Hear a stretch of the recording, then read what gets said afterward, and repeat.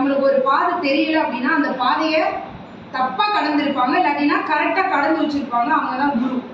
So ஒரு குரு வந்து மூளையில ஷார்ப்பா இருப்பாங்க, குருடனா கூட இருந்தாலும் பரவாயில்ல. ஆனா பல பேர் குருவவே குருடனா இருக்காங்க அப்படின்ட்டு அவங்க ஏதாவது மிஸ்யூஸ் பண்றதுக்கோ ஏதோ ஒன்று ட்ரை பண்ணியிருப்பாங்க. அட்லீஸ்ட் குருன்றவங்க அவங்களுக்கு தெரியல குரு வந்து குருடு, ஆனா அவங்களுக்கு மூளை ஷார்ப் பண்ணு.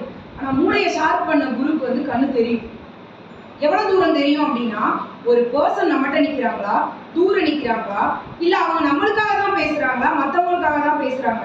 ஸோ குருவோட கண்ணு குருடா இருந்தாலும் பரவாயில்ல, அவங்க மூளை ஷார்ப்பா இருந்துச்சு அப்படின்னா குரு சொல்றதை மட்டும் வேத வாக்கான்னு நினைச்சு பயன்படுத்திட்டீங்கன்னு நினைச்சுக்கோங்களேன், நீங்க தான் ஜெயிக்க போறீங்கன்னு.